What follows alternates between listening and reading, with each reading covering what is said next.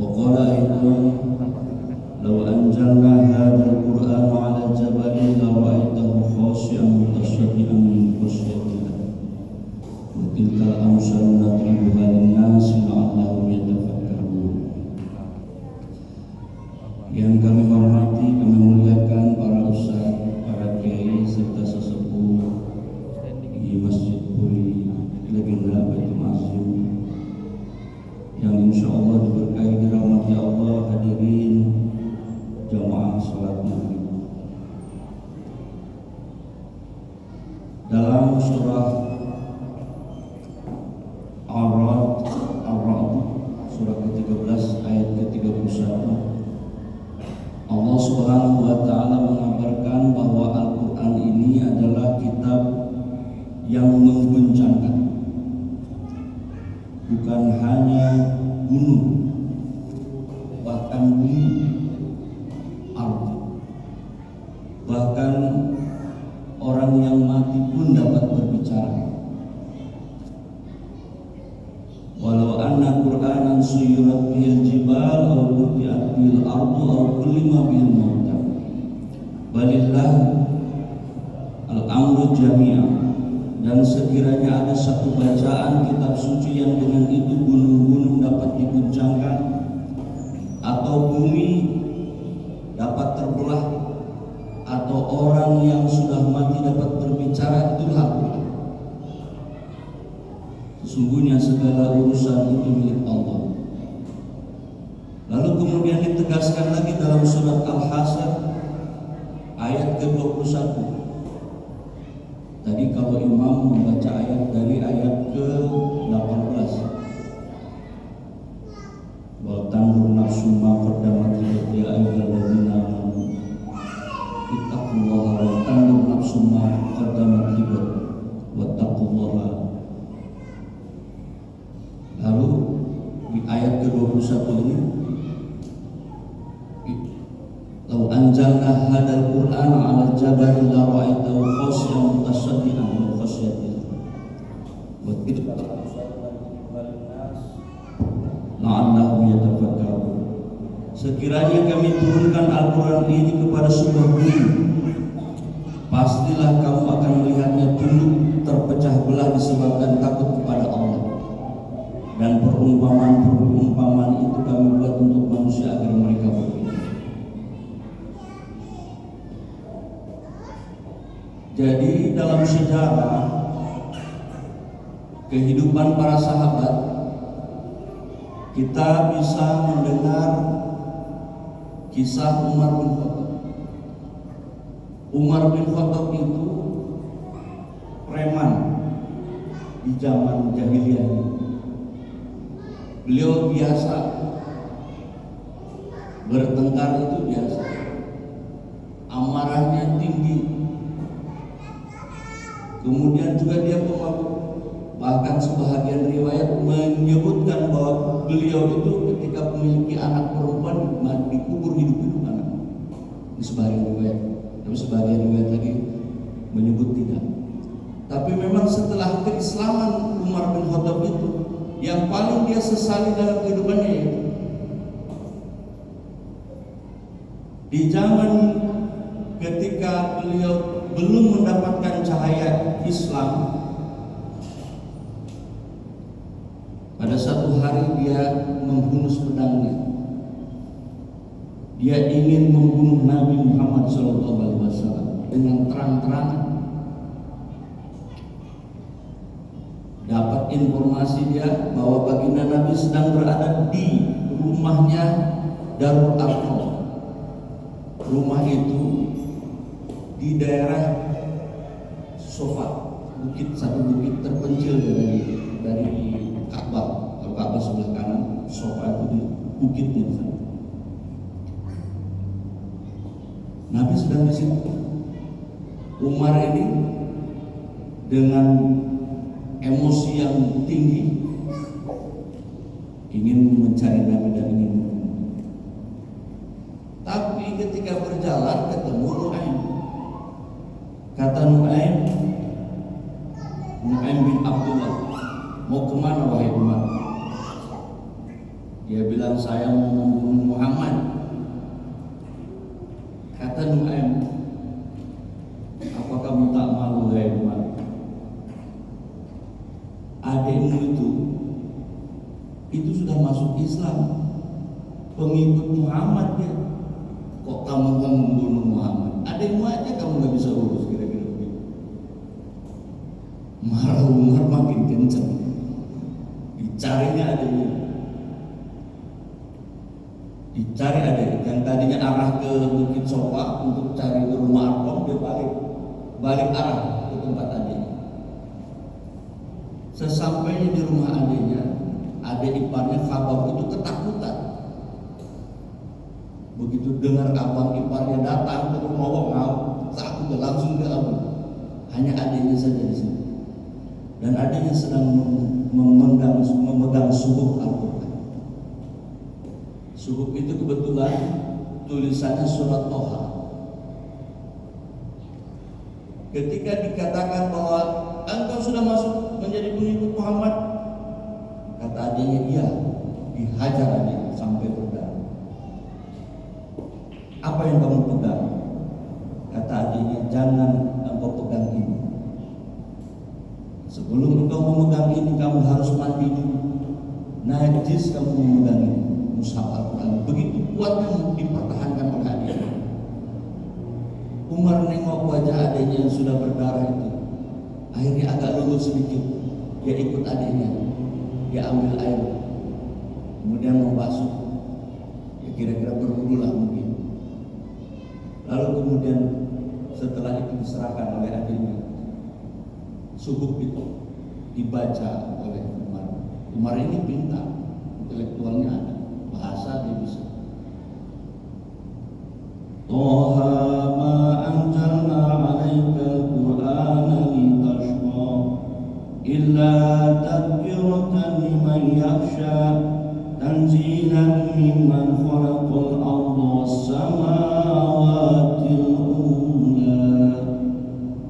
Toha, kami tidak menurunkan Al-Quran ini kepadamu agar engkau menjadi susah, melainkan sebagai peringatan bagi orang yang takut kepada Allah. Diturunkan dari Allah yang menciptakan bumi dan langit yang tinggi.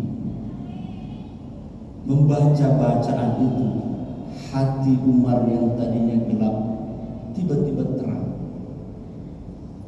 Yang tadinya emosinya tinggi tiba-tiba rendah emosinya. Timbul penyesalan, dan lalu kemudian dia bilang sama adiknya, kalau gitu tunjukkan di mana Nabi Muhammad hari ini. Kata adiknya, di tempat Darul Arqam. Pergilah dia ke sana. Ketika di Darul Arqam masih pedang masih dibawa. Hamzah ketika itu baru 3 hari masuk Islam. Di rumah Darul Arqam itu kan tahu premannya Umar. Begitu didatangi Umar, ketakutan semua yang ada di ruangan itu. Tapi hanya Hamzah saja yang baru 3 hari masuk Islam, dia bilang, siapa dia? Yang kau takutkan itu Umar. Bukakan pintunya. Kalau dia masuk ingin sebuah kebaikan, maka kita biarkan. Tapi kalau dia masuk ingin mencelakakan, kita lawan, kata Hamzah. Tapi rupanya begitu masuk dia mengucapkan kalimat syahadat. Bapak Ibu yang dirahmati Allah, Al-Quran mampu menyinari hati yang gelap, mampu menghidupkan hati yang sebelumnya mati. Dan sejarah di masa lalu itu berlangsung sampai hari ini. Di tahun 1920 ada seorang profesor namanya Profesor Maurice. Beliau adalah ahli bedah dari Prancis. Lalu kemudian ketika beliau membedah mumi Fir'aun, dilihatnya, ditelitinya, ternyata di setiap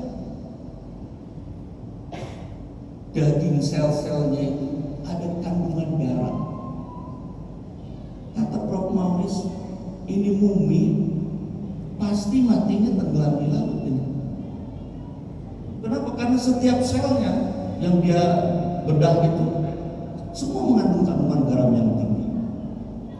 Lalu kawannya memberitahu, nih, dalam Islam ada satu surah Yunus dari mulai ayat 90 sampai 92 menceritakan tentang peristiwa Fir'aun. Dalam Al-Quran itu dikatakan, hatta idza adrakahul gharaqu qala amantu annahu la ilaha illa alladhi amanat bihi banu Israil wa ana minal muslimin. Sehingga ketika Fir'aun hampir tenggelam di tengah samudra, dia berkata, aku percaya, beriman bahwa tidak ada Tuhan melainkan Tuhan yang dipercayai oleh Bani Israel, dan aku termasuk orang Muslim. Di akhir hayat, yang namanya Fir'aun itu mengucapkan kalimat syahadat. Cuman kalimat syahadatnya yang diucapkan adalah annahu la ilaha illalladzi amanat bihi banu Israil.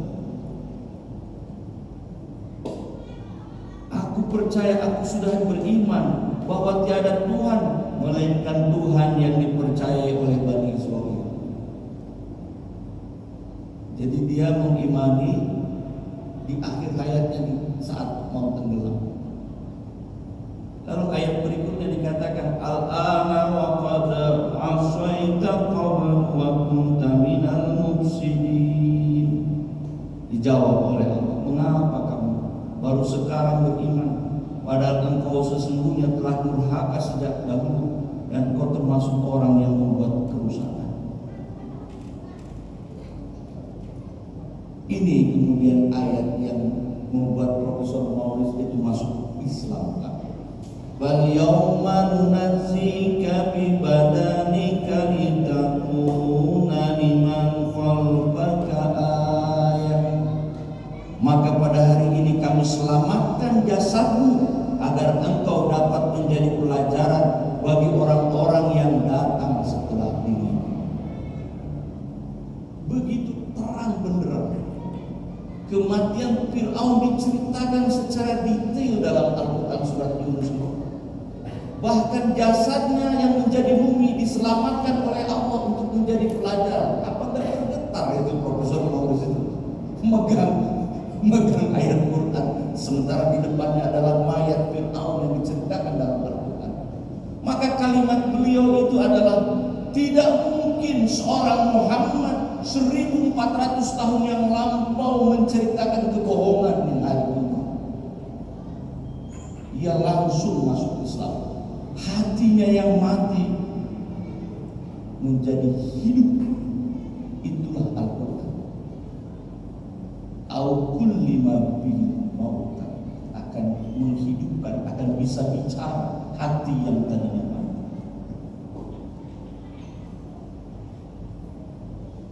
Lalu kemudian ada lagi seorang profesor ahli oceanografi yang terkemuka, namanya Profesor Jacques. Beliau meneliti nggak tanggung-tanggung. Kalau kita lihat Discovery Channel, beliau menembus kapal laut yang besar, kapal penelitian yang lengkap,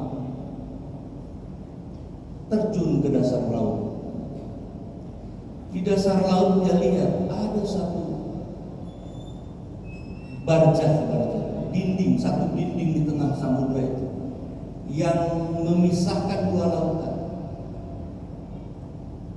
Lalu kemudian sambil iseng kawannya kemudian mengatakan, itu ada di dalam Quran surah Al-Baqarah. Marajal bahraini yaltaqiyani bainahuma barjahun la yabghiyan. Dia membiarkan dua lautan di antara keduanya ada batas yang tidak dilampaui oleh masing-masing.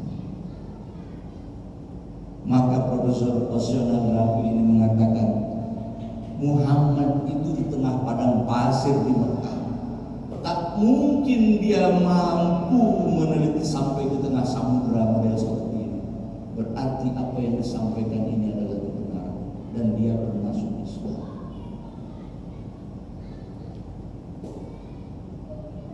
Ada lagi di tahun 1980 seorang profesor juga ahli matematika.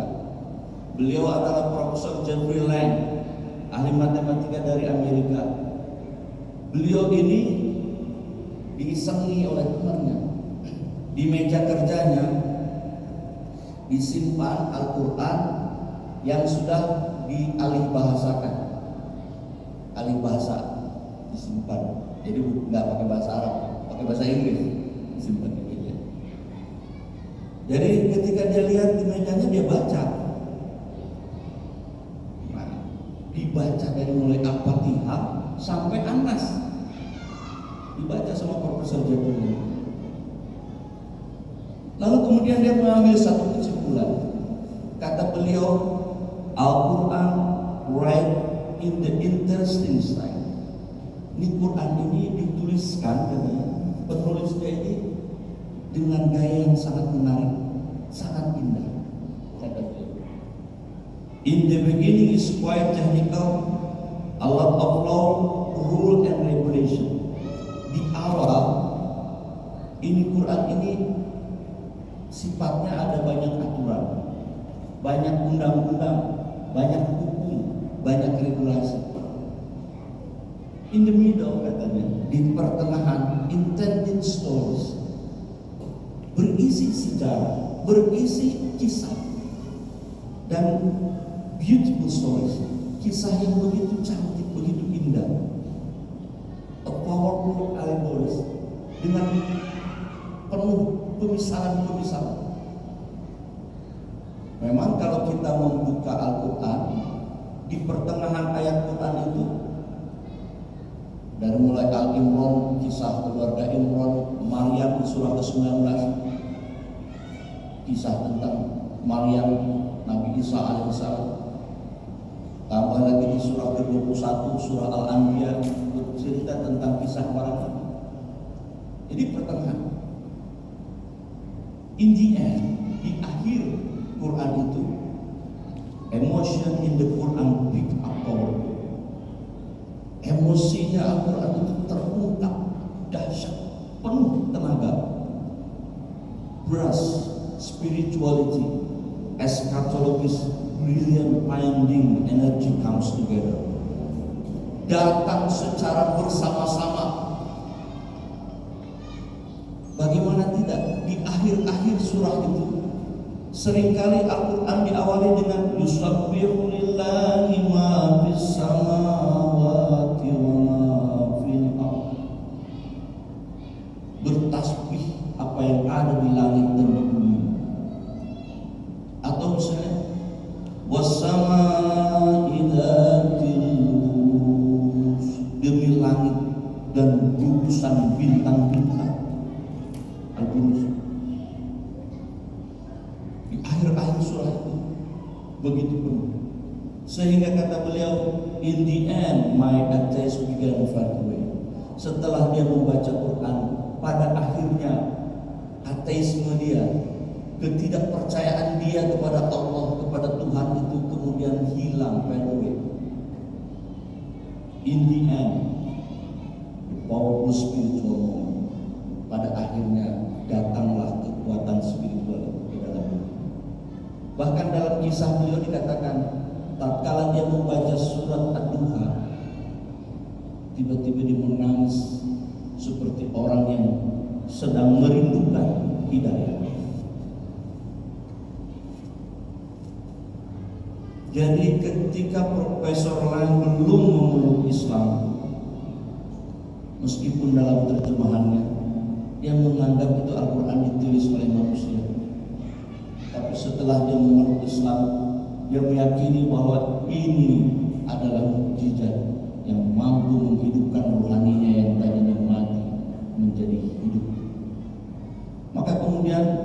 beliau menulis satu buku yang tulisan itu bisa kita dapat kalau kita searching, kita bisa dapat. Namanya buku itu Struggling for Surrender. Struggling for Surrender. Perjuangan untuk menyerahkan diri. Berjuang untuk menyerahkan diri. Bayangkan, kalau kita kan berjuang untuk menang, struggle for winning, untuk menjadi pemenang. Tapi ternyata dalam Islam kata dia, berjuang itu untuk berserah diri. Jadi Profesor ini benar-benar belajar Islam dengan mendalam. Bagaimana kita tidak berserah diri kepada Allah? Semakin usia bertambah, bukan semakin kuat, semakin lemah kita. Semakin usia bertambah, ingatan kita semakin berkurang, tenaga kita semakin loyo. Kalau masih muda dulu, makan kita bisa makan daging, bisa makan jeroan, macam-macam kita bisa makan. Begitu sudah tua, cobalah makan jeroan, asam urat bisa bagi. Nggak sanggup. Belum lagi kalau makan daging itu, kalau masih kuat kan, masih gigi masih bagus. Daging digigit masih. Tapi kalau sudah sepuh, gigi kita gigi palsu. Begitu makan daging, lepas sama giginya. Ini menunjukkan bahwa semakin kesini kita semakin lemah. Semakin kesini kita harus semakin berserah diri kepada Allah Subhanahu wa Ta'ala. Jangan semakin tua semakin sombong. Itu silakan. Jurusannya bahaya. Islam itu mengajarkan semakin tua harus semakin bijak, semakin sabar. Semakin sabar. Kenapa?